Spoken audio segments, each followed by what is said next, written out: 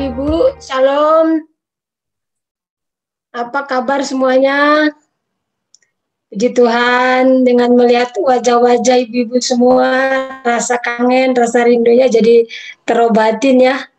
Kita udah seminggu nggak ngeliat wajah ibu-ibu, hari ini kita kembali saling bertatap muka saja.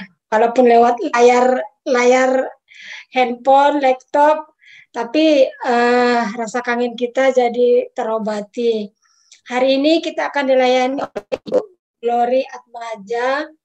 Ibu Glory sebagai pengurus dari GSKI Waski. Jadi hari ini kita dilayani. Terima kasih buat Ibu Glory yang berkenan untuk melayani kita hari ini. Dan ibu-ibu semua ada sukacita, amin. Coba dilambaikan tangannya semuanya. Kita akan mau menyembah Tuhan, mau memuji Tuhan. Kita mengangkat pujian ini, Bapa Engkau sungguh baik.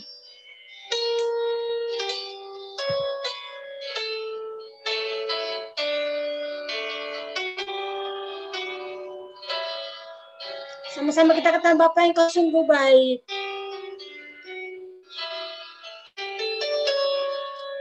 Bapa,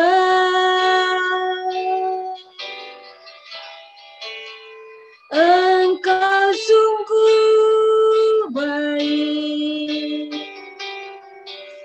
kasih-Mu melimpah di hidupku.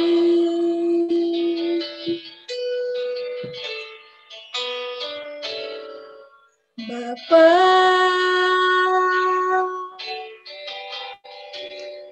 ku berterima kasih berkat-Mu hari ini yang Kau sediakan bagiku. Amin. Ku naikkan syukur. Naikkan syukurku buat hari yang Kau beri, tak habis-habisnya kasih dan rahmat-Mu selalu terus, selalu baru dan tak pernah terlambat pertolongan-Mu. Besar setia-Mu di sepanjang hidupku. Amin.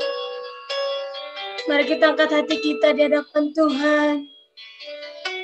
Kita bersyukur di hadapan Tuhan. Apapun keadaan kita saat ini, tetap percaya bahwa Tuhan kita adalah Tuhan yang baik. Kita katakan lagi, Bapa Engkau sungguh baik. Amin.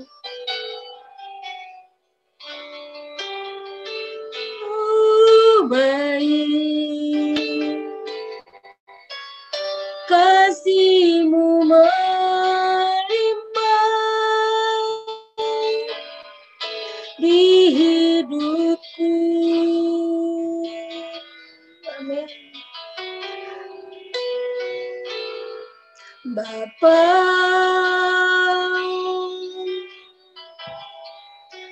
ku berterima kasih berkat-Mu hari ini yang Kau sediakan bagiku. Naikkan syukur. Ku naikkan syukurku buat hari yang Kau beri, tak habis-habisnya kasih dan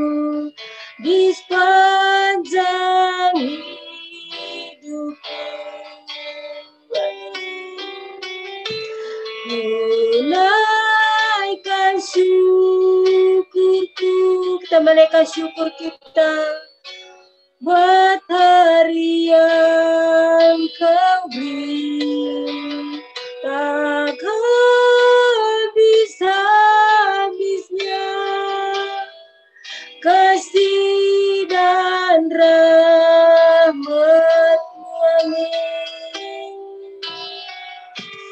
Selalu baru dan tak pernah terlambat pertolongan,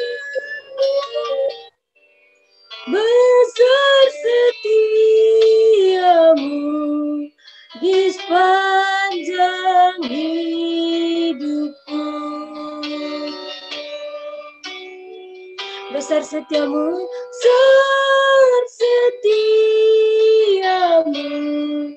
di sepanjang hidupku.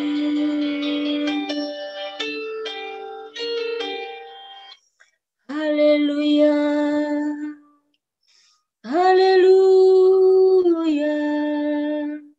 Syukur bagi-Mu Tuhan, kami sembah Engkau Tuhan. Haleluya, haleluya. Glory bagi-Mu, kami sembah Engkau Tuhan. Haleluya, haleluya. Sembah bagi-Mu Tuhan. Syukur, haleluya. Glory.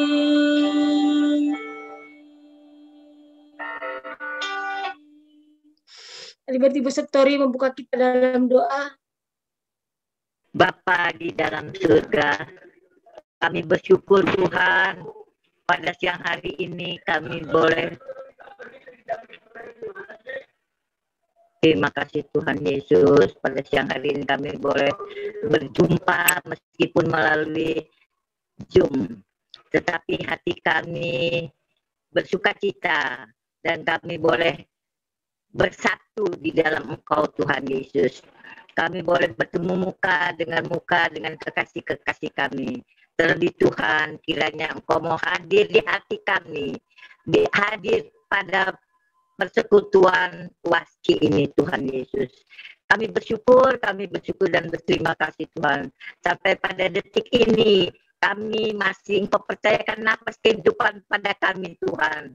Meskipun sebentar lagi Engkau akan datang, dunia semakin jahat. Dan kami kalau tidak bersandar kepada Engkau Tuhan, binasalah kami. Tetapi kami percaya Tuhan Yesus, Engkau tidak pernah meninggalkan kami. Karena kesetiaan-Mu, karena kebaikan-Mu. Biarlah Engkau juga hadir pada kami Tuhan. Terutama di hati kami masing-masing. Agar persekutuan ini boleh berjalan menurut kehendak-Mu. Dan di dalam kuasa Roh Kudus-Mu yang luar biasa. Bapa, ampuni pikiran kami, perkataan kami, bahkan perbuatan kami. Kalau masih kadang-kadang kami menyakiti hati-Mu, tapi kami percaya Tuhan, Kau yang penuh kasih itu sudah mengampuni kami. Bahkan Kau sudah mati untuk kami di atas kayu salib Tuhan. Karena kasih-Mu kepada kami, Tuhan, satukan hati kami seberapa kami yang hadir. Terima kasih Bapa. Pakailah kami semua menjadi alat di tangan-Mu, terutama pengurus-pengurus wasi, ataupun sebentar yang membawakan kebenaran firman-Mu. Bersabdalah Bapa, kami siap mendengar. Dan Roh Kudus mampukan kami untuk menjadi pelaku firman-Mu yang hidup sampai hari ini dan masa-masa yang akan datang. Terpujilah Bapa dalam nama Tuhan Yesus. Haleluya. Amin. Ibu mau memuji Tuhan. Amin. Ibu, oma-oma, kita mau memuji Tuhan. Kita angkat pujian ini suka-sukamu Tuhan.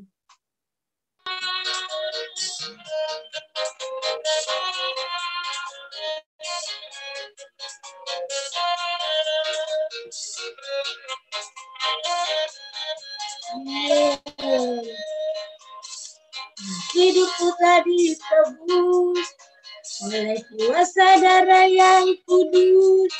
Sekarang hidupku bukan milikku lagi. Untuk melakukan yang Tuhan mau inginkan. Asalkan Tuhan ku senang, mau relakan namanya dimuliakan.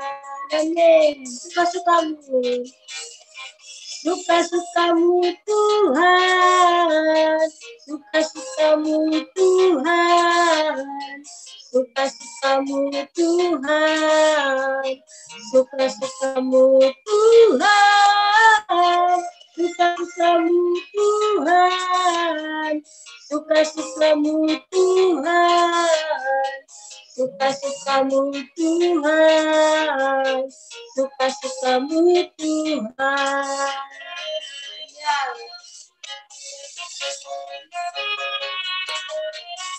Kita mau tangan buat Tuhan Ibu.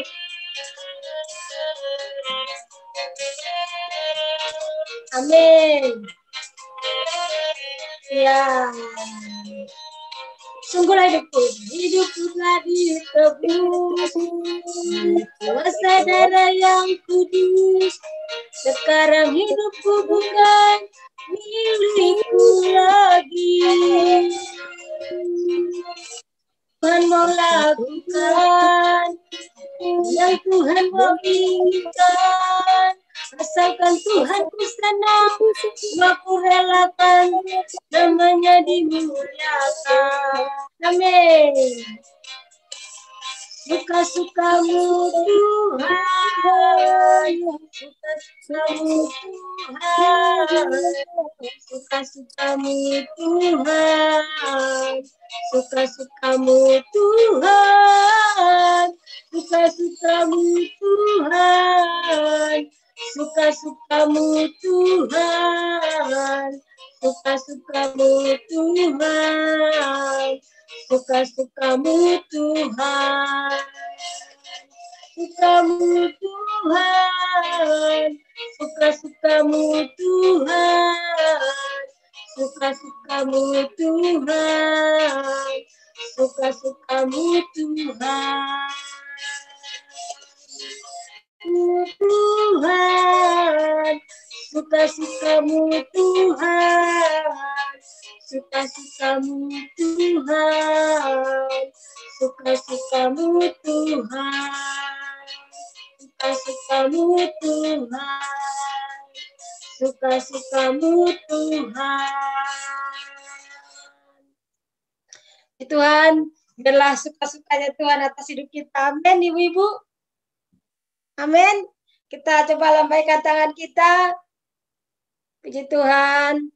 Kita mau siapkan hati kita mendengarkan firman Tuhan. Biar firman Tuhan pada siang hari ini terus menguatkan kita, memberikan kita semangat yang baru, kekuatan yang baru, pengharapan yang baru di dalam Tuhan.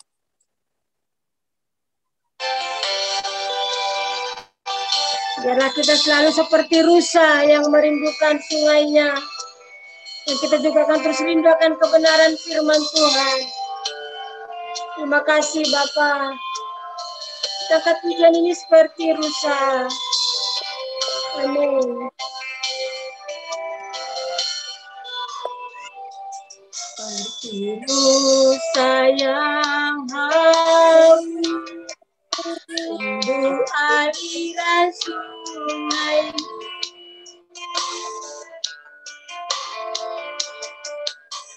Hatiku tak tahan menunggu bagai tanah gersang, bagai tanah gersang menantikan datangnya hujan, datangnya hujan.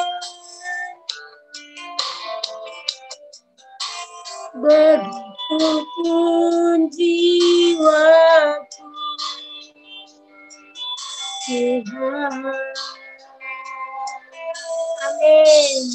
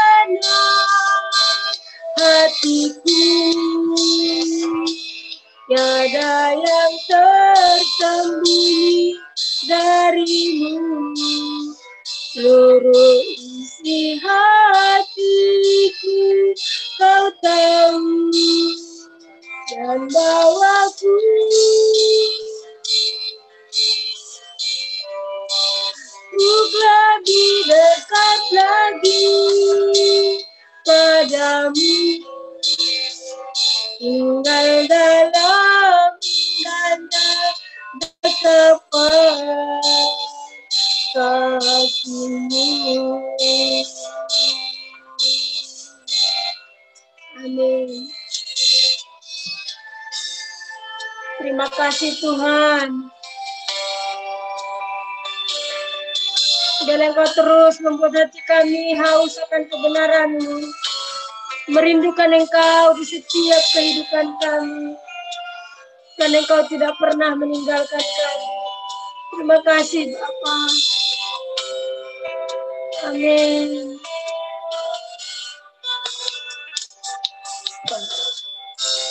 Sama bersama menanti datangnya hujan, begitu pun jiwaku Tuhan.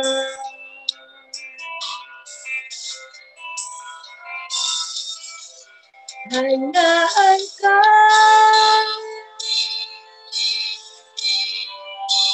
pribadi yang mengenal hatiku,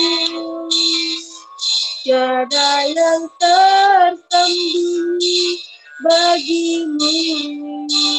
Seluruh inti hatiku Kau tahu, dan bawaku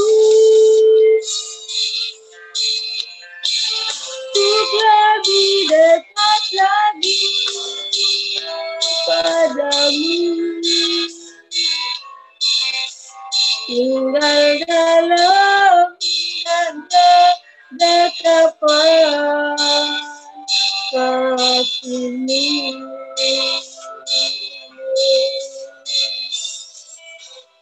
Hanya Engkau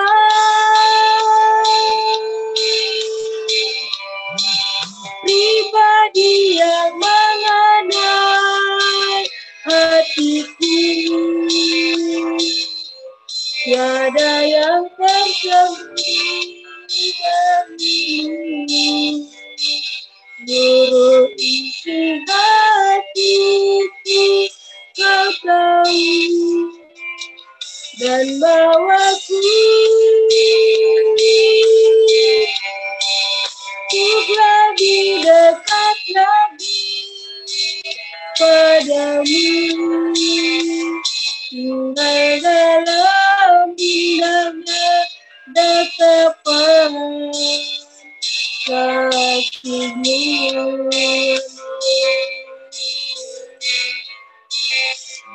Tinggal dalam indahnya dekapan kasih-Mu.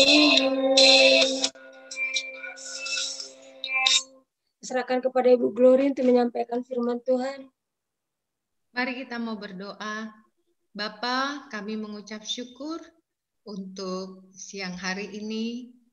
Berkati kami semua, berkati saya yang akan membawakan kebenaran-Mu. Biarlah kebenaran yang akan disampaikan boleh memberkati kami, boleh menguatkan kami Bapa, boleh mengerti akan Engkau, bahwa Engkau adalah Tuhan yang hidup. Berkati semua ibu-ibu dan Pak Adam yang mendengarkan. Biarlah mereka, kami semua boleh menyambut kebenaran ini dengan sukacita. Di dalam nama Yesus kami sudah berdoa dan mengucap syukur. Mari semua katakan, amin. Shalom semuanya. Shalom, Ibu Adam. Oke. Mama udah masuk, Pak Adam? Mama sudah masuk Sudah, ya? sudah itu Eva-Wati Adam, ya. Oke. Pertama-tama saya mau berterima kasih kepada Tuhan kalau saya diberikan kesempatan untuk melayani Tuhan, boleh sharing dengan ibu-ibu perdatam hari ini. Dan yang kedua, saya juga berterima kasih kepada Ibu Remi yang boleh mengundang saya, Ibu. Terima kasih ya. Sama Ibu. Oke. Lalu kemudian saya tuh pernah ibadah di Perdatam waktu zaman masih Rehoboth di Roxy ya. Karena jam ibadah nggak cocok, jadi saya sama ponakan cari ibadah yang hari itu kita pokoknya harus ibadah. Ternyata di Perdatam itu kan pagi ya. kita cari. Akhirnya dapat ya, masuk gang keluar gang, lumayan. Gitu ya. Nah, saudara, senang bisa ada di tengah Pak Adam, Ibu, dan semua teman-teman dari Waski Perdata. Hari ini saya akan men-sharingkan tentang kebenaran firman Tuhan, menjadi manusia baru di dalam Tuhan. Semua sudah siap? Siap dengar firman gak nih? Coba lambaikan tangan. Iya, semuanya ibu-ibu dengar ya. Oke. Saudara, ibu-ibu, kalau saya tanya responnya, karena nggak bisa bicara kan, responnya angkat tangan aja ya. Di rumah ibu-ibu dan Pak Adam ini punya nggak barang rongsokan? Coba, yang ada angkat tangan. Oma yang lain ada? Oma Adi. Oma Adi di rumah punya barang bekas nggak, Bu? Bu? Oma? Bu Yuni, Ibu Yuni. Oh, Ibu Yuni. Ibu Yuni di rumah punya barang bekas, Bu. Oke, good. Ya, oke. Nah, pasti kita di rumah punya barang bekas atau kita sebut barang rongsokan ya. Sebenarnya barang rongsokan atau barang bekas seperti ketika kita membeli satu peralatan atau apapun itu, mungkin harganya kita beli apa ya? Misalnya beli setrikaan, mungkin harganya 500.000. Lalu ketika kita beli 1 minggu baru kita beli nih, ternyata nggak cocok. Karena apa? Karena dia tidak bisa mengeluarkan air atau mengeluarkan uap, kita salah beli. Lalu kita mau pulangin, kira-kira menurut ibu-ibu, uang kita bisa kembali nggak? Enggak kan? Nggak bisa kembali kan? Berarti itu menjadi barang bekas kan? Karena udah nggak ada harganya. Yang seharusnya harganya 500, kalau kita nggak suka lalu kita jual, nggak mungkin. Kita bisa jual dengan harga 500. Karena apa? Sudah dipakai, sudah menjadi barang bekas ya. Lalu kemudian ada apa lagi di sekitar rumah kita yang paling ibu-ibu nih paling senang sekali ngumpulin barang-barang. Ngumpulin apa? Koran dikumpulin ya. Lalu kemudian apa? Majalah-majalah yang zaman bahala. Zaman bahala nih ya, Kartini. Ya, Kartini ya, mungkin ibu-ibu ada yang seneng Kartini. Kumpulin. Saya bilang, Bu, kenapa dikumpulin? Itu udah lama. Sayang, Bu, itu kan ada model bajunya, ada apa lagi? Ada resep-resep masakan gitu ya. Gitu. Lalu saudara senang tuh ngumpulin. Ngumpulin apa? Barang-barang yang bekas. Barang baju-baju yang kira-kira aduh udah nggak layak pakai masih aja disimpan-simpan. Saudara, saya punya pengalaman tentang baju-baju bekas ini ya. Kalau Tuhan memberi sesuatu kepada kita, saya punya pengalaman yang luar biasa dengan seorang hamba Tuhan. Kalau kita diberkati, misalnya kita diberkati baju ya, diberkati itu macam-macam, dikasih atau kita bisa beli dengan uang sendiri. Kalau kita diberkati baju, berarti baju yang di rumah kita harus ada satu yang keluar. Setuju nggak? Kalau setuju lambaikan tangan. Setuju ya? Gitu ya.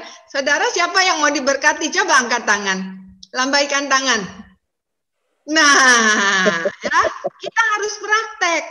Kita jangan mau diberkati saja, kita juga harus memberkati. Kalau kita memberkati, kita diberkati. Tapi kalau kita terima, kapan kita keluar? Saudara, kita harus belajar memberi ya. Kita jangan terima khotbahnya Pak Eras, tapi kita nggak pernah praktek. Kita nggak punya pengalaman apapun dengan Tuhan. Tapi kita belajar memberi. Nah, ini cerita barang rongsok. Di rumah banyak buku-buku anak-anak zaman dulu. Kalau saya sekolah ya, ketika saya naik kelas, itu buku saya masih bisa pinjamkan kepada tetangga, kepada ponakan, atau kepada siapapun yang membutuhkan. Tetapi zaman sekarang nih, sebelum pandemi nih ceritanya ya, ketika anak kita, cucu kita naik kelas, bukunya itu nggak bisa dipinjamkan. Bahkan udah jadi barang rongsokan ya, dijual pun nggak laku. Kenapa? Karena penerbitnya selalu berganti-ganti terus. Nah, saudara, lalu kemudian itu disimpan, bukannya dijual pun nggak ada harganya, disimpan, ya saudara. Apalagi yang disimpan? Botol-botol bekas disimpan. Lama-lama rumah kita jadi nggak cantik, rumah kita jadi nggak rapi. Kebanyakan perabot yang bekas-bekas. Ibu-ibu itu paling seneng, ya. Jadi rumah kita nggak cantik, saudara, ya. Masa kita sendiri yang mau cantik, kita pakai lipstik, ya, pakai blush on, rambut kita cantik tapi rumah kita kadang-kadang kita melupakan. Iya ngapa iya? Iya, iya. Mari kita belajar. Semua itu belajar, ya saudara. Nah, barang bekas yang kita simpan, lalu kemudian untuk bagaimana kita cara membersihkan? Ya udah, terpaksa kita dijual nggak laku, ya udah kita buang atau kita bakar. Jadi rumah kita bersih. Saudara, sadar atau tidak sadar, sebenarnya kita adalah barang rongsokan. Adalah pribadi yang sebenarnya tidak ada harganya di mata Tuhan.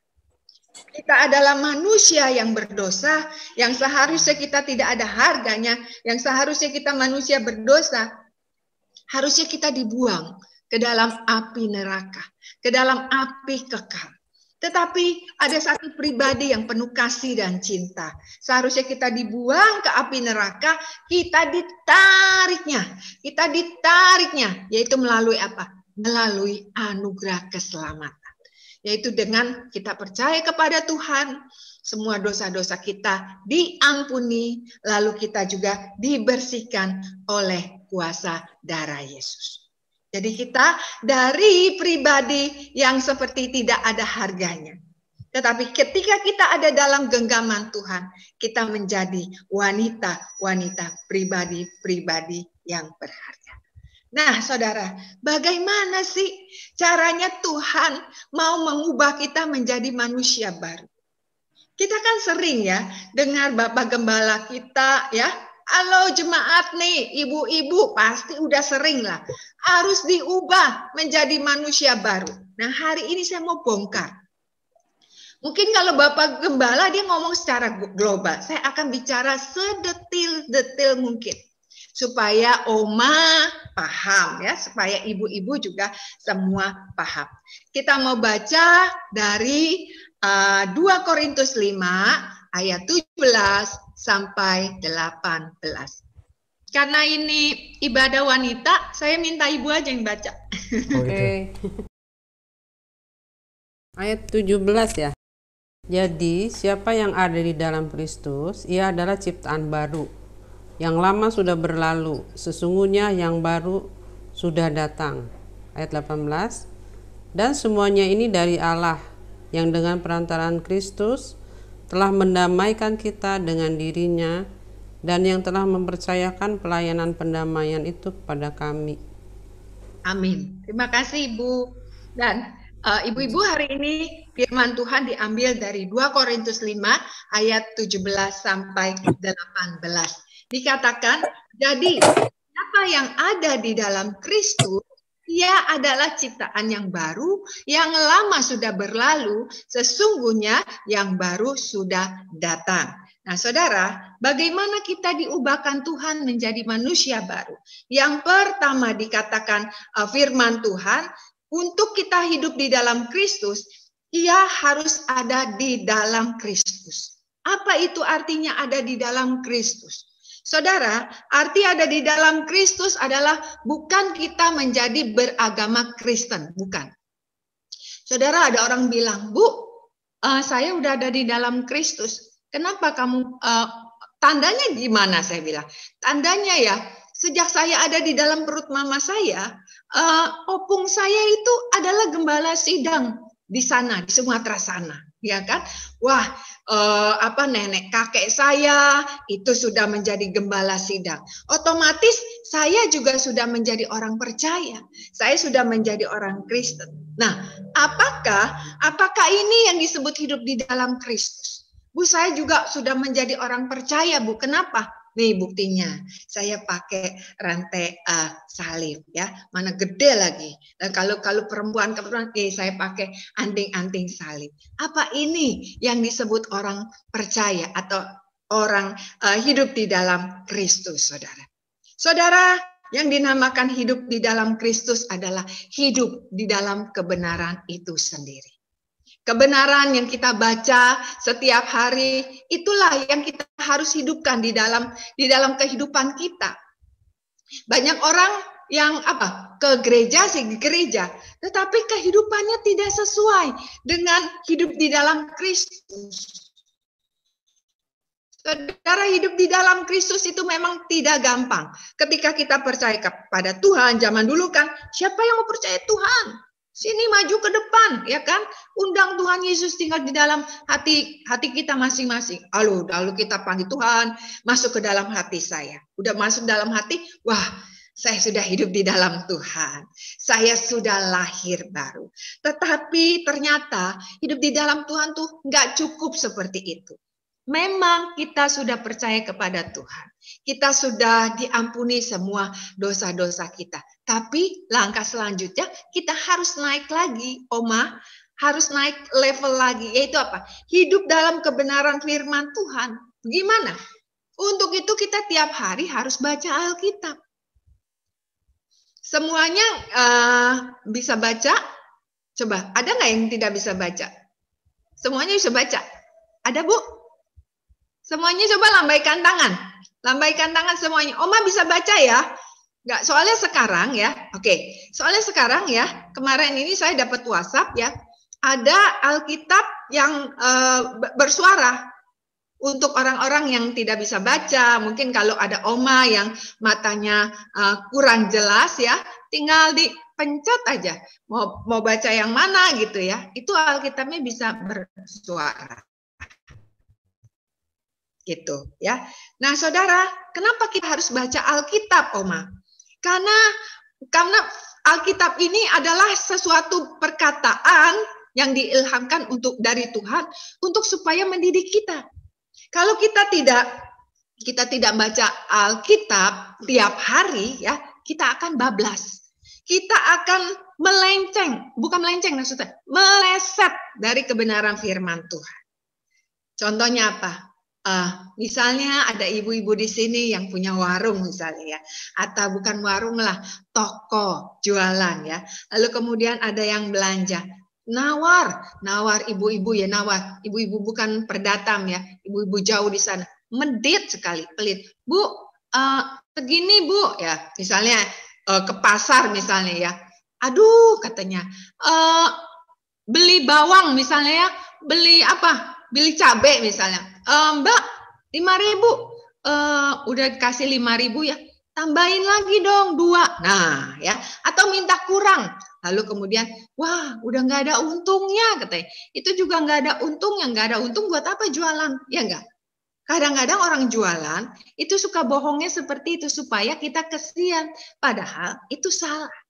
Nah ini, seperti ini, kita belum hidup dalam kebenaran. Lalu apa yang sering kita temui? Misalnya nih ya, saudara janji nih, mau pergi. Misalnya udah nggak pandemi nih. Kita refreshing ya. Ibu Adam memberikan satu kegerakan, iya ibu-ibu, untuk penyegaran. Kita jalan-jalan ke Bogor. Wah asik ya. Lalu kemudian ada orang nih yang lama ditunggu-tunggu gak datang-datang, diteleponin. Kamu di mana? Ini udah waktunya nih, kita kesiangan ke Bogor. Iya Bu, saya sudah di tol. Ya kan? Udah di tol. Padahal masih di mana? Baru buka garasi. Nah, halo, gimana itu? Itu sering loh kita temui, ya kan? Ntar ya Bu ya, macet katanya. Gitu. Nah saudara, itu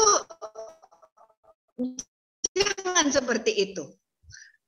Memang Bapak dan Ibu Gembala atau Ibu Remi nggak tahu jemaat melakukan itu. Tapi ada Tuhan. Mata Tuhan itu 24 jam memperhatikan kita. Apakah kita hidup di dalam Kristus, hidup melakukan kebenaran firman atau tidak. Jadi kebenaran firman Tuhan, kita seperti memakai kalung. pakai kalung. Pakai kalung, jadi kalungnya nggak boleh copot, dipakai terus. Artinya apa?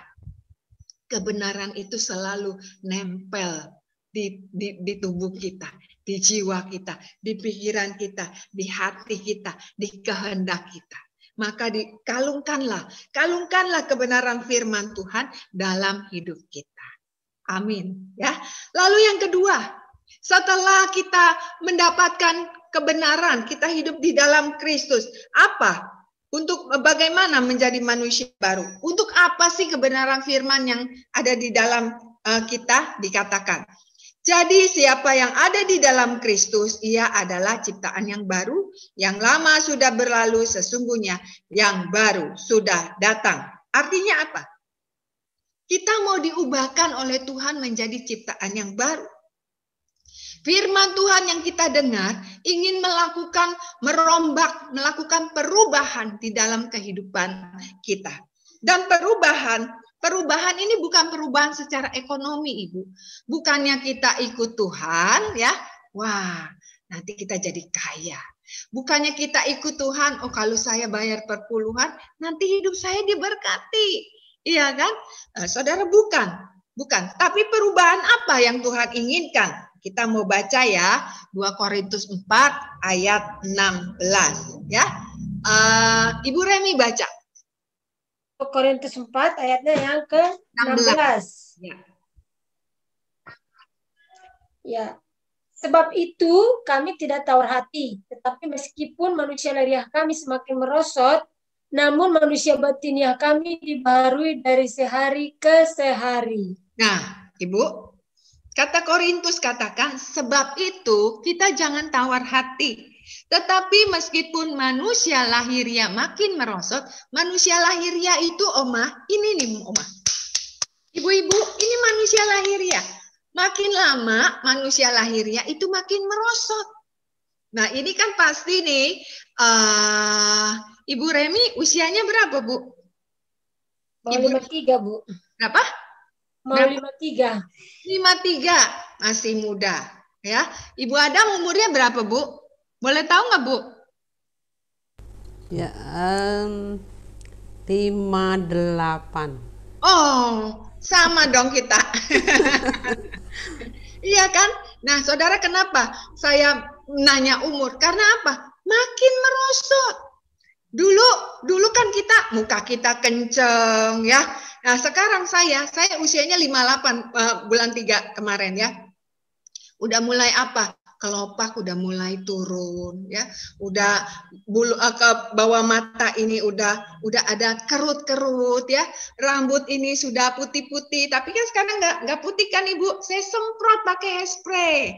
Nah, karena apa? Nanti kalau Ibu Remi undang saya hari ini ada ubannya, nanti ibu-ibu yang lain, Bu Remi, kok yang diundang nenek-nenek sih? Nah, ya saudara, udah ada putih-putih karena apa? Makin merosot. Ibu-ibu, tubuh kita merosot. Pada akhirnya apa? Habis tubuh kita. Tetapi Tuhan bukan memberkati tubuh kita ini yang hidungnya kurang mancung, dimancungin, disuntik, ya bukan. Tetapi apa sih yang Tuhan ingin mau kita perubahan? Nah, kita dengarkan ya. Selain ada manusia lahiriah, ternyata dalam tubuh kita ini, ada 2 manusia. Manusia lahiriah ini ya, yang satu lagi manusia batiniah. Apa itu manusia batiniah? Manusia batiniah ini nggak kelihatan, ada di dalam tubuh ini. Namanya jiwa. Jiwa itu terdiri dari 3, Yang pertama adalah pikiran, perasaan, satu lagi kehendak. Pikiran, perasaan, kehendak. 3 adanya di jiwa. Nah, ini 3 hal ini yang mau dibetulin oleh Tuhan. Kenapa dibetulin? Kenapa diperbaiki dari hari ke hari? Kalau Alkitab bilang mau dibaharui, berarti jiwa kita, pikiran kita, hati kita, perasaan kita, kehendak kita itu kalau mau dibetulin berarti dia rusak. Kenapa dia rusak? karena manusia sudah jatuh dalam dosa. Saudara, memang Tuhan kita sudah mengampuni dosa-dosa kita kan? Tetapi jiwa kita ini harus diperbaiki. Yang memperbaiki siapa? Memang Tuhan yang memperbaiki, Roh Kudus. Tetapi pikiran, perasaan, dan kehendak ini kan nempel dalam diri kita. Nah, kita juga harus bertanggung jawab. Kita juga harus punya keinginan untuk diperbaiki. Nah, bagaimana betulinnya? Saudara, Roma 8 ayat 28. Allah turut bekerja dalam segala hal untuk mendatangkan kebaikan bagi setiap orang yang mengasihi Dia.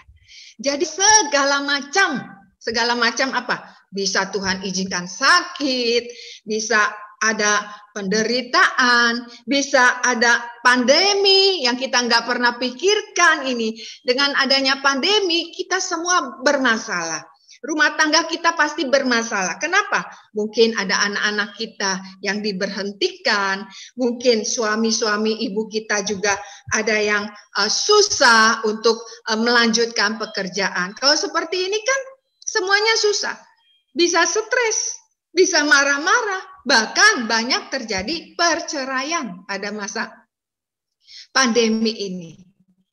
Nah, keadaan seperti ini Tuhan pakai untuk membetulkan diri kita. Supaya apa? Supaya kita punya pikiran yang lebih baik. Nah, saudara, di dalam diri kita ini ada karakter-karakter yang tidak baik. Mungkin ada karakter yang kurang sabar, karakter yang marah, mungkin namanya juga perempuan ya. Apa tuh karakter yang sering cewek-cewek perempuan-perempuan punya? Cerewet. Termasuk saya, cerewet ya. Ini saya di rumah kan punya ponakan-ponakan. Ini Ii cerewet nih ya. Selalu ngomongin lagi. Karena apa? Ketika kita kasih tahu buangnya di sini, karena kan sekarang nggak pakai pembantu rumah saya. Tetapi di rumah kami itu semua kebanyakan laki-laki ponakan. Jadi saya sama cici saya doang yang perempuan, yang lain laki-laki. Jadi kalau kamar mandi nggak bersih, ngomongin lagi. Jadi dibilang Ii cerewet. Nah, saudara, kalau keadaan sesuatu yang nggak enak, kita begini caranya. Tuhan, ada apa sih? Saya lagi diproses apa?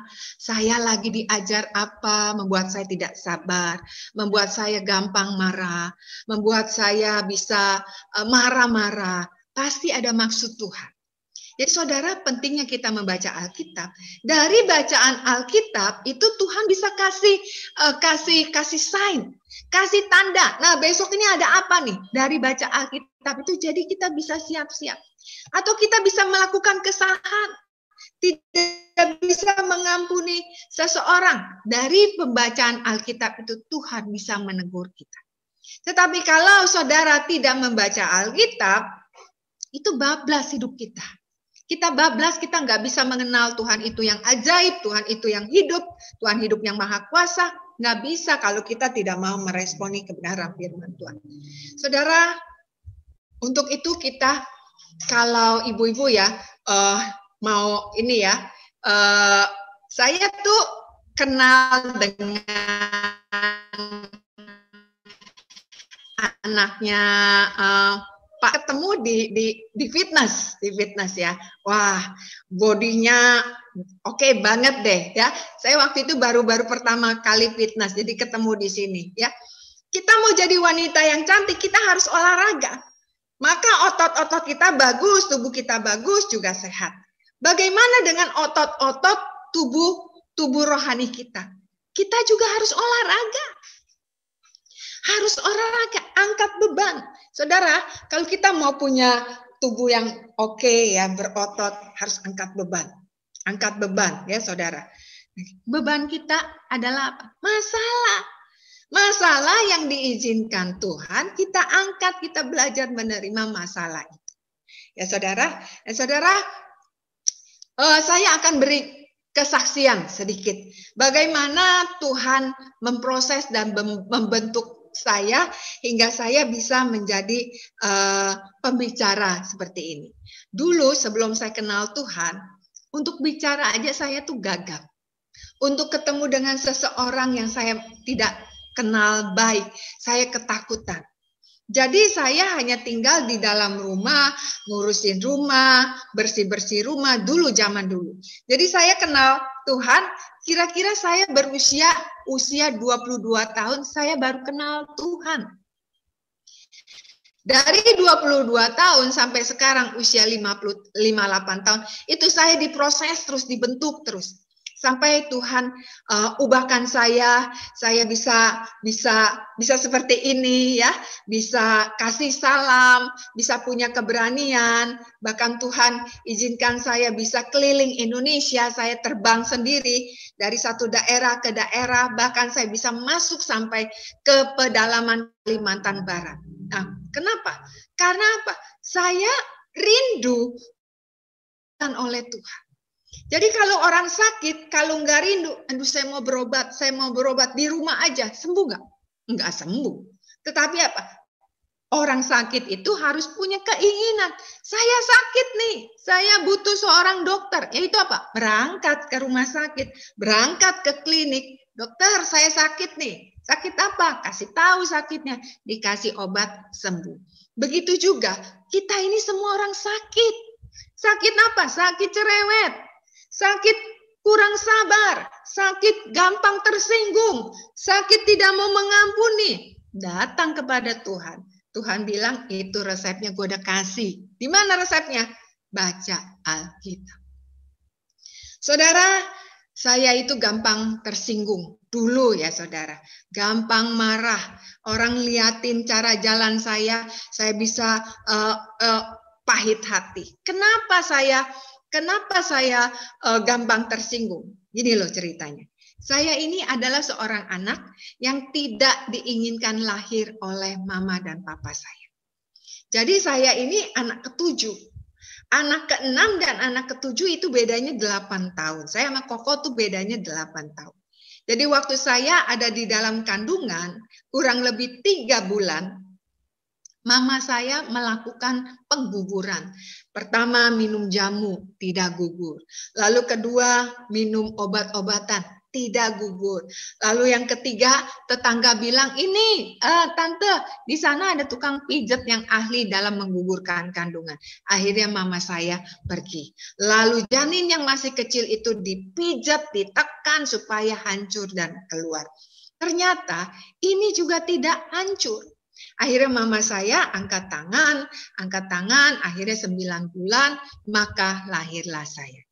Betapa terkejutnya mama dan papa saya melihat kelahiran saya, efek dari obat, jamu, dan pijat itu, saya lahir dalam keadaan cacat fisik saya. Ini muka saya, ini waktu lahir, ini banyak darah mati saudara. Darah mati. Maka di sini saya cacat, di sini saya cacat, badan saya cacat, apa? Diseset lalu dijahit ya. Untung di bagian sini bisa ketutup ini kan saudara. Bagian badan mungkin ketutup pakaian ya. Lalu saudara, ini cacatnya tangan dan kaki saya cacat. Nih, Oma, tangan saya nih cacat. Tangan saya cacat. Yang bagian tangan kiri saya ya, yang seharusnya tangan yang tengah ini kan harus lebih tinggi ya, ini pendek. Bukan hanya pendek saja, ini lembek. Ini lembek nih, lembek. Yang tangan kanan ini 2 nih ya. Dulu waktu saya masih sekolah, itu saya malu sekali dengan jari-jari yang cacat ini. Saya disuruh les ngetik, zaman dulu kan mesin tik kan keras. Saya nggak mau. Kenapa? Karena mana mungkin jari yang lembek ini bisa menekan touch mesin tik yang begitu keras. Malu. Lalu kemudian kedua kaki saya cacat. Kaki kanan saya 5 jarinya seperti ini nih Oma. Kaki kiri saya cuma setengah. Bentuknya sama seperti ini. Cuma setengah saudara. Ya, bentuknya sama. Jadi karena kaki kiri saya cuma setengah, saya tidak bisa pakai sepatu yang standar, yang umum. Tidak bisa pakai sepatu pantofel, tidak bisa pakai sandal yang standar, nggak bisa. Jadi waktu saya usia 4 tahun itu kan sudah masuk ke taman kanak-kanak. Mama saya cari-cari sepatu yang bisa saya pakai, ternyata enggak ada yang klop ya. Akhirnya mama membelikan saya sepatu boot. Saudara, ibu-ibu tahu sepatu boot? Itu kan kalau sepatu boot itu kan sepatu plastik, lubangnya kan besar. Ketika saya masuk ke sepatu itu, saya mau berangkat ke sekolah, itu kakinya dipakai jalan, kakinya terlepas. Karena lubangnya kan besar. Kalau saya tidak pakai sepatu itu, saya tidak ke sekolah. Akhirnya caranya gimana? Akhirnya saya akalin. Yaitu dengan apa? Saya tarik sepatu itu. Dari rumah ke sekolah, saya jalan kaki. Saya tarik. Jadi dengan cara jalan saya seperti itu, jalan saya aneh. Jalan saya pincang-pincang. Jadi kalau saya jalan, itu ada orang-orang yang ngeliatin saya. Bahkan mereka bilang gini, kaki kalau kamu kenapa? Kok jalannya seperti itu? Kaki lu sakit ya? Wah, kalau saya mendengar hal itu, wah saya udah marah, pahit ya. Tapi saya nggak bisa merespon karena malu. Jadi kalau jalan, saya nggak berani jalan mukanya begini. Saya selalu jalannya nunduk ya saudara. Ya saudara, itu terus berlangsung ya. Lalu kemudian setelah remaja, kalau sepatu rusak untuk cari sepatu pengganti itu sulit sekali. Saya harus keluar masuk berhari-hari cari sepatu. Dan ketika saya dapat sepatu, sepatunya juga nggak maksimal. Sepatu yang sebenarnya untuk laki-laki. Sepatunya besar ya, tapi ada ikatannya ya. Lalu kemudian ya udah deh, karena nggak ada sepatu lain, udah deh saya beli deh. Yang penting dia ada tali pengikatnya, kaki saya bisa mengangkat sepatu itu. Tetapi saudara, ketika saya sampai sekolah saya pakai itu, saya harus olahraga lari putar lapangan dengan sepatu yang berat. Betapa susah dan malu. Saya harus olahraga senam itu lompat-lompat dengan sepatu yang berat. Wah, itu kalau mau olahraga udah keluar keringet dingin apa? Malu. Bagaimana lari? Jalan aja saudara. Dengan sepatu yang berat itu susah. Apalagi saya harus lari putar lapangan. Lalu kemudian zaman waktu itu ya saudara, saya harus ikut mau perpisahan SMA ya. Harus naik bukit. Bukitnya itu becek-becek, tanah liat, batu-batu kecil. Jadi saudara dulu kan nggak punya, saya orangnya penakut dulu. Untuk minta izin ke guru aja nggak punya keberanian. Akhirnya saya ikut. Ketika baru seperempat pendakian, kaki saya yang kecil ini itu kejeblos masuk di tanah liat yang becek. Untuk saya tarik sepatu itu sulit. Karena apa? Becek, tanah liat. Ketika saya coba tarik, itu sepatu nempel tanah-tanah. Akhirnya udah, ya saya naik, udah nggak ada teman-teman ya, itu jalanan udah sepi, waduh, udah sepatunya berat ditambah dengan tanah liat. Cuman bisa apa saudara? Cuman bisa nangis. Akhirnya saudara saya naik, pas saya naik ada orang turun, saya tanya, Pak masih jauh nggak sampai di atas? Dia bilang apa? Nggak, sebentar lagi juga sampai, katanya. Wah, jadi semangat ya. Naik. Ternyata naik nggak sampai-sampai saudara. Nggak sampai-sampai. Aduh, sampai susah, sampai capek kaki saya. Pada akhirnya sampai juga di atas. Wah, ternyata mau lihat air terjun di sana ya. Ternyata mau cuma lihat air terjun di sana. Lalu kemudian baru saya sampai di atas, belum juga disapa oleh guru, teman-teman. Tiba-tiba semua sudah menyelesaikan apa yang mereka nikmati di atas. Jadi mereka sudah mau menuju turun, saya baru sampai. Waduh, berarti saya mengulang lagi kecapean saya, belum juga ngaso. Nangis lagi saudara. Jadi sampainya buncit, dia terakhir, turunnya juga saya terakhir. Naik susah, turun lebih susah saudara. Kenapa? Karena kiri kanan saya itu jurang. Nggak ada yang nuntunin. Zaman dulu kan belum percaya Tuhan, jadi nggak bisa bilang, Tuhan tolong saya lindung, nggak bisa. Jalan pelan-pelan, akhirnya sampai juga. Saudara, keadaan inilah yang menekan saya, hidup saya pahit ya.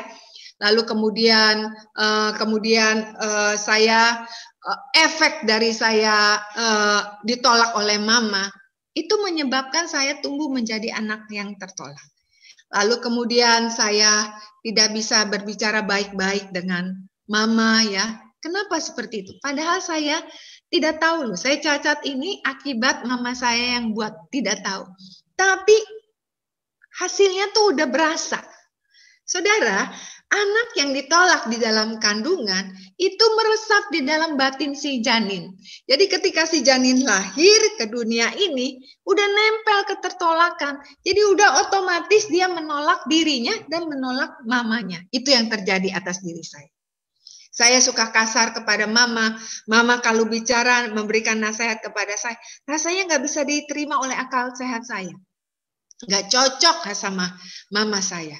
Nah, akhirnya singkat cerita saya selesai sekolah ya, saya kuliah. Lalu setelah kuliah saya berusaha memberanikan diri. Saya cari pekerjaan ya, walaupun waktu itu masih penakut sekali, nggak punya percaya diri. Akhirnya saya bisa kerja di satu perusahaan. Namanya jiwanya masih rusak ya. Mau taruh dimanapun dia tetap rusak. Dia tetap sakit, mengalami sakit ya.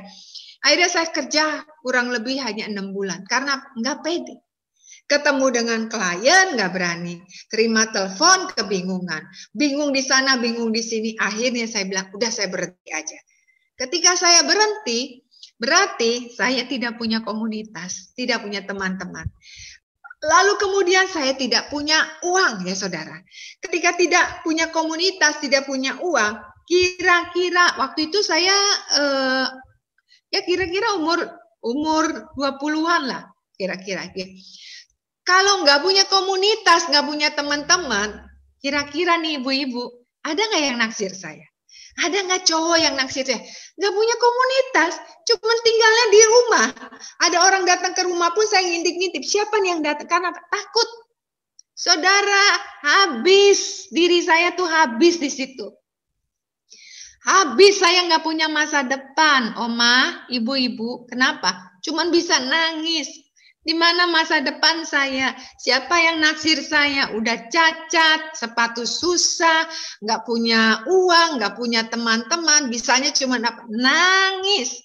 Tiap malam semua orang tidur nangis, saya teriak-teriak.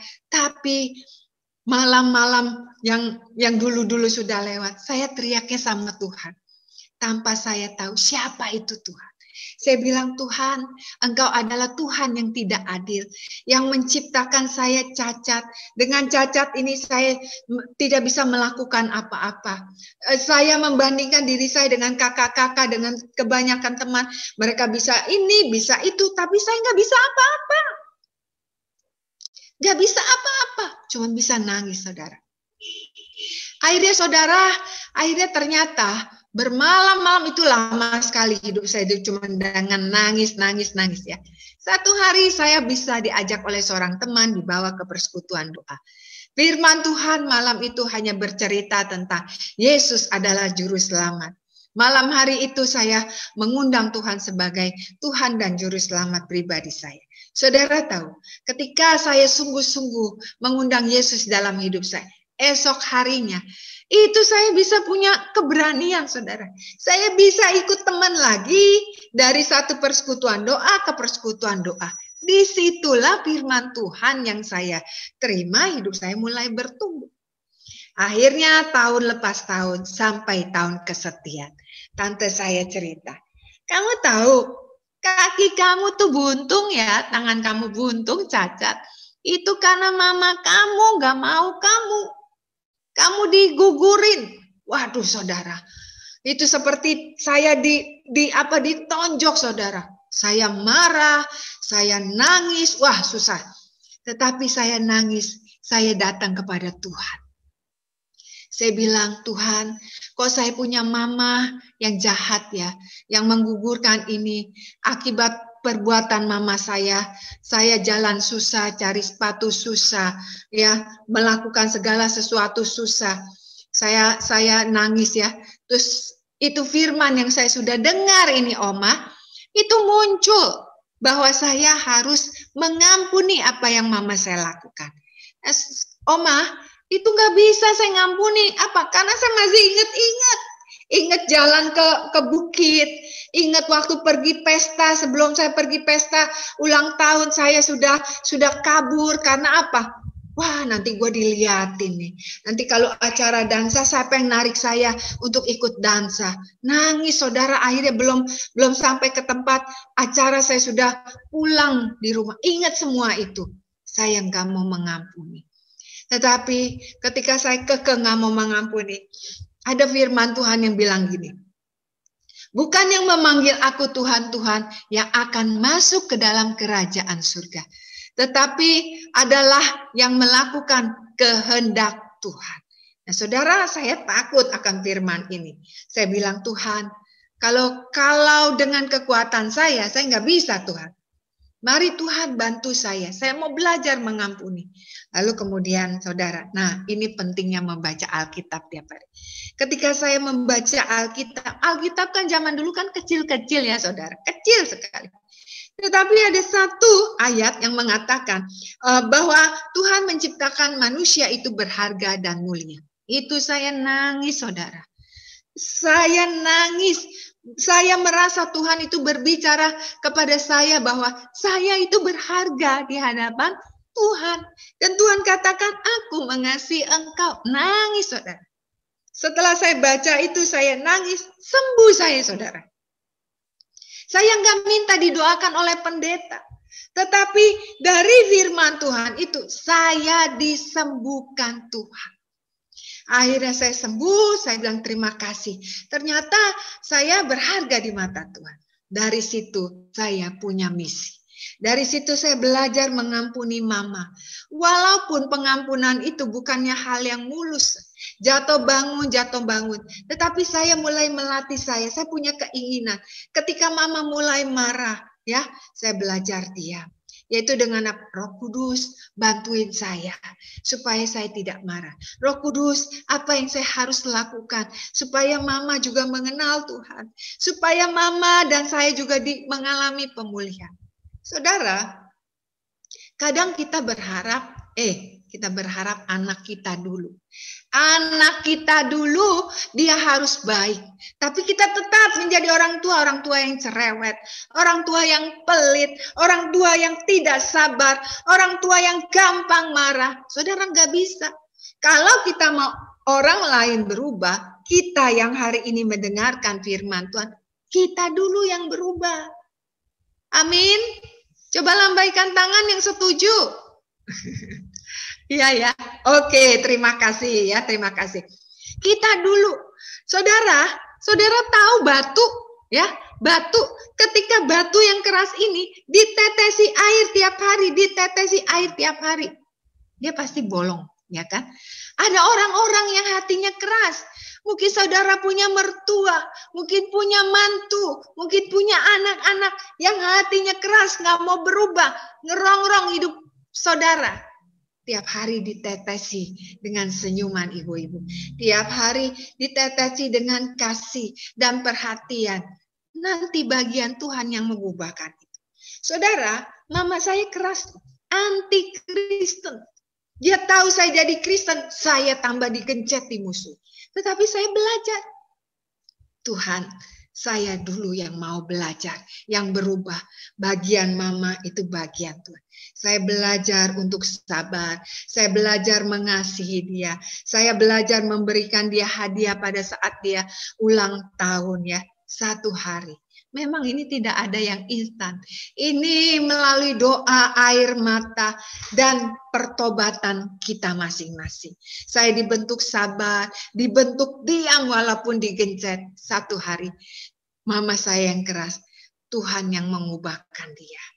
Ketika mama jatuh sakit, saya dari 7 bersaudara, saya yang kecil ini yang mengurusi mama di rumah sakit. Di rumah sakit ini dia percaya kepada Tuhan. Kami bisa berpelukan. Saya bisa mengurus mama, bahkan buang airnya saya tidak kasih. Suster, di rumah sakit ini kami mengalami pemulihan dan dia akhirnya tidak jadi operasi, dia mengalami mujizat. Dan setelah dia sembuh, dia dikasih usia kurang lebih 5 tahun, akhirnya mama dipanggil Tuhan. Nah, saudara, disinilah Tuhan menginginkan kita perubahan manusia berpikir yang sempit. Kita jangan gampang ngomongin oleh seseorang kita jadi tersinggung. Tetapi keadaan itu kita belajar untuk melatih pikiran kita. Berpikirlah positif seperti Allah berpikir. Kita harus punya hati yang legowo terhadap segala apapun. Dan satu lagi, kita belajar memiliki kehendak Tuhan. Apa yang Tuhan kehendaki dalam hidup kita? Yaitu apa? Kita menjadi terang di tengah keluarga kita. Kita menjadi terang di pasar. Kita menjadi terang dimanapun kita berada. Tetapi kalau kita hidup mau seperti kita naik mobil di jalan tol, nggak bisa, saudara. Kita nggak bisa, kita tidak bisa segala sesuatu nggak ada masalah. Nggak bisa. Justru dengan adanya masalah, dengan saya cacat, saudara, dengan cari sepatu susah, saya jadi bisa bertemu dengan Tuhan. Saya bisa melihat Allah itu ajaib. Saudara tahu, Tuhan, kalau saya punya Bapak Gembala nih, Bapak Gembalanya Pak Adam juga belum, Ibu Adam juga belum tahu, saya susahnya apa sebagai jemaat, susah cari sepatu, susah. Kalaupun saudara tahu saya susah cari sepatu, saudara tidak tahu sepatu yang seperti apa yang bisa saya pakai yang klop. Ternyata saudara, setelah saya pulih, saya bilang, Tuhan, saya mau berubah sifat saya. Saya nggak mau judes, nggak mau jutek lagi dengan mama saya. Itu tapi proses. Tuhan menyediakan sepatu yang saya butuhkan. Saudara, dengan sepatu itu ya saudara, itu Tuhan luar biasa.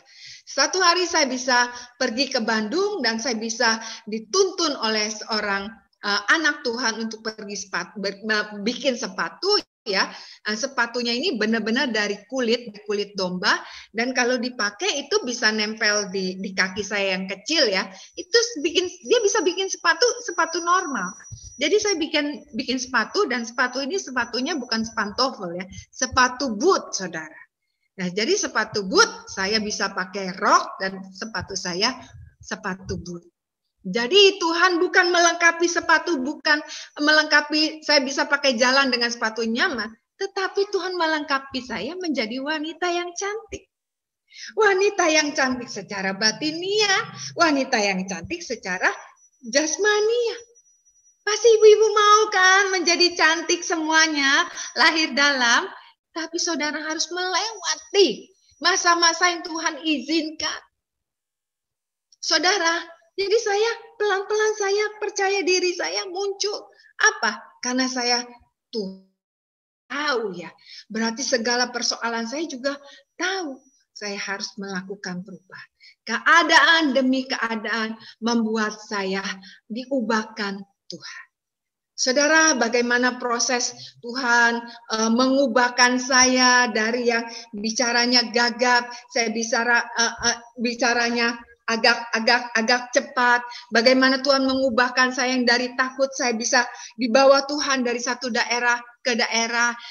Ini cerita yang di khotbah yang lain. Mungkin next slide kalau saya diundang kembali, saya akan sharing kembali.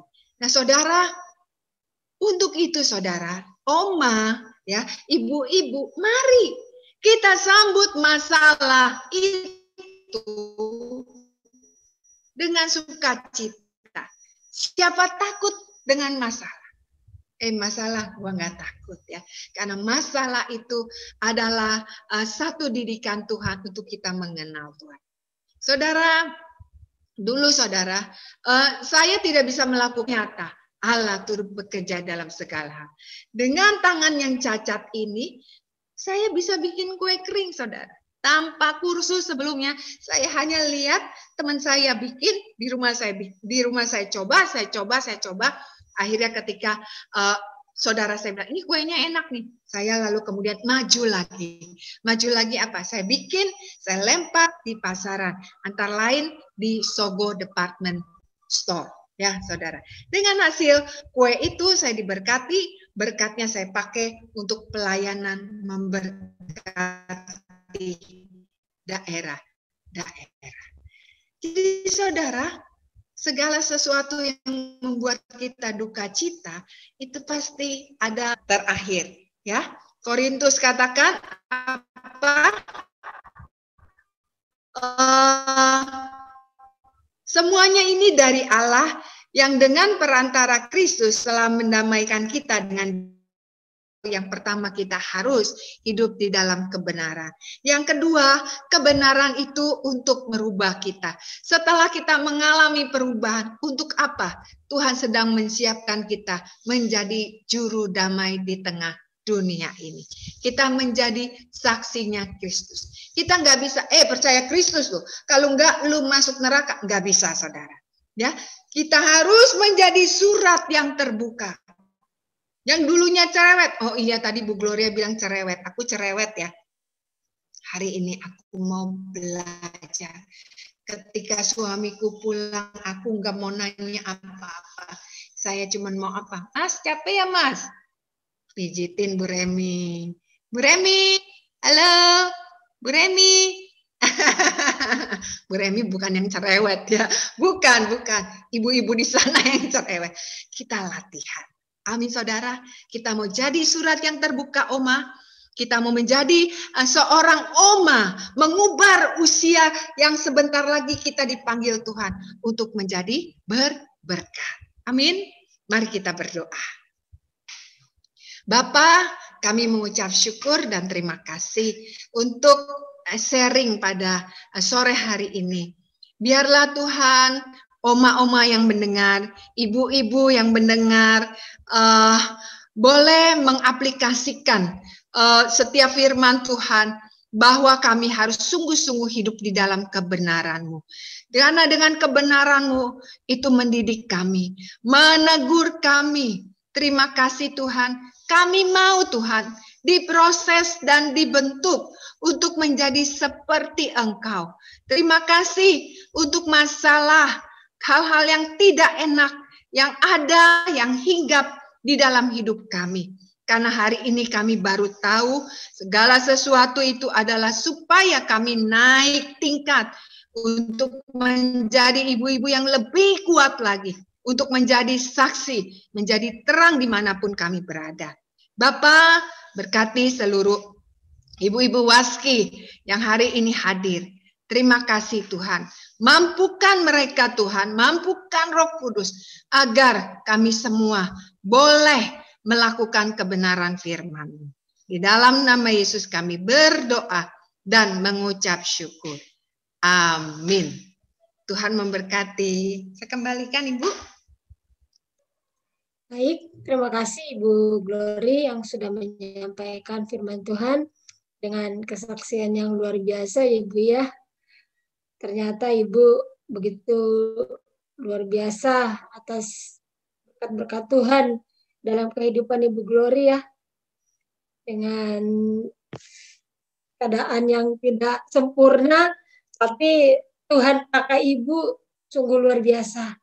Dan biarlah ini yang menjadi suatu motivasi bagi kita, ibu-ibu, oma-oma, dengan waktu kita yang semakin singkat ini, kita mau berkarya untuk Tuhan. Ibu Glory yang dengan tidak sempurna aja bisa begitu luar biasa dipakai Tuhan. Nah, kita ini yang tidak ada cacatnya, cari sepatu gampang di mana-mana, ya kan? Sungguh luar biasa, Ibu. Di Tuhan, terima kasih, Ibu ya. Saya juga baru ternyata tadi kalau Ibu ternyata punya kesaksian yang begitu luar biasa ya Bu ya. Ya. Baik, Ibu-ibu, saya kasih Ibu Elis untuk pengumuman. Terima kasih Ibu Pendeta Gloria Atmaja atas firman-Nya, sungguh sangat memberkati kami semuanya. Ibu-ibu, terima kasih untuk bisa ikut ibadah pada hari ini. Ibadah selanjutnya, Waski Perdatam akan diadakan tetap melalui Zoom di tanggal 29 April 2021, akhir bulan ya Bu. Sekalian dibacakan ibu-ibu yang berulang tahun dan didoakan yang berulang tahun di bulan April. Dan jangan lupa habis ibadah ini ada ibadah gabungan Waski, ibadah Paskah dengan tema wanita yang mempersiapkan penguburan Tuhan Yesus. Diikutin juga ya Bu. Tuhan Yesus memberkati. Terima kasih. Ya, nggak apa-apa ibu-ibu ya, kita semakin banyak mendengarkan firman Tuhan. Jadi maaf Bu Glory, ini kita yang hadir cuma sedikit. Karena tadi ibu-ibu pada ada WA saya juga, ada yang nggak bisa tahu, anaknya udah pergi, katanya nggak ngerti Zoom. Ada Ibu Joyce, ada Ibu Simon, mereka mau ikut nggak bisa masuk ke Zoom-nya. Katanya si anaknya udah pada pergi. Jadi maklum Ibu, kalau di Perdatam ini ibu-ibunya masih mana? Masih ada kesempatan lain. Masih ada kesempatan. Iya, pada ya ke saya. Terus ada Ibu Maria Soekarti juga, ada ini katanya pada ya maklumlah Ibu. Jadi mungkin nanti hari-hari yang akan datang kita akan lebih banyak lagi, kita akan lebih baik lagi, dan ibu-ibu yang ikut ibadah Waski ini semakin banyak lagi.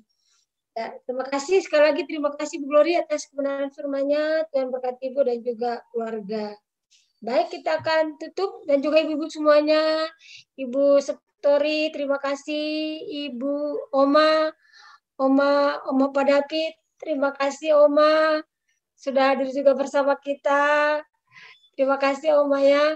Ibu Marbun, Ibu Rita, Ibu Eva, Ibu Yuni, terima kasih semuanya. Sampai ketemu nanti kita di ibadah Waski berikutnya. Baik, biar Pak David ada yang akan menutup kita dalam doa. Saya berikan waktu Pak untuk menutup dalam doa.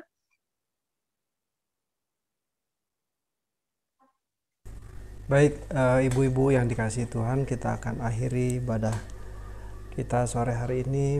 Mari kita satu dalam doa. Bapa di surga, kami bersyukur untuk pertemuan sore hari ini. Kami boleh belajar kebenaran-Mu Tuhan, apa yang Tuhan sudah sampaikan lewat hamba-Mu Ibu Gloria Atmaja, biar itu boleh tertanam dalam hati kami dan kami boleh praktekkan dalam hidup kami. Biarlah itu juga mengubah kami Tuhan, karakter kami, pribadi kami semakin seperti pribadi-Mu Tuhan. Kau memberkati Ibu Gloria yang sudah menyampaikan kebenaran-Mu. Ya Tuhan, pakai hamba-Mu lebih dahsyat lagi kemanapun Engkau utus, dimanapun hamba-Mu berada, Engkau memakai hamba-Mu ini menjadi alat-Mu Tuhan. Terima kasih Tuhan. Sekarang kami mau berpisah dalam pertemuan Zoom ini Tuhan, dan Tuhan memberkati kami semua. Mari ibu-ibu yang dikasih Tuhan, kita angkat tangan kita. Segala berkat dari Allah Bapa dan kasih dan rahmat dari Tuhan kita Yesus Kristus, serta persekutuan yang manis dengan Roh Kudus menyertai memberkati kita sampai Tuhan datang kembali. Di dalam nama Tuhan Yesus Kristus kami sudah berdoa. Haleluya. Amin. Terima kasih. Terima kasih. Ya. Adam, Ibu. Nggak difoto dulu, nggak foto dulu. Oh, mau difoto dulu. Ya. Ya. Ayo ibu-ibu dibuka dulu, dibuka dulu fotonya, nanti nggak kelihatan wajahnya. Ayo Bu Yuni, Ibu Marbun, Bu Rita, Bu Eva, ayo dibuka. Ayo, Bu Rita Siap-siap. mana ini? Dengan Siap, senyum siap. yang termanis. Dengan senyum yang manis. Senyum yang termanis. Oke ya. 1, 2, 3. Lagi. Tangannya sambil. Ambil gini tangan. Ya, oke. Bu Marbun sudah muncul. Oke. Bu Marbun. 1, 2, 3. Kok tunggu Pak, kok Ibu itu Oma kembali. Oh iya sekali lagi. Cerita ya. Oke. 1, 2, 3. Oke. Sudah nanti kita Oke, share. terima kasih, Pak. Tuhan berkati Bu Makasih Gloria. semua, Tuhan berkati. berkati. Tuhan berkati. Gloria, ibu-ibu semua. Vera, Yo. Mama, Tuhan berkati Mama. Berkati ya. Saya pamit ya Pak Adam, Ibu. Ya. Makasih Bu Gloria. Tuhan berkati Bu. Ibu Remi, Tuhan Terima berkati. kasih Bu. Ya, ya. Ya.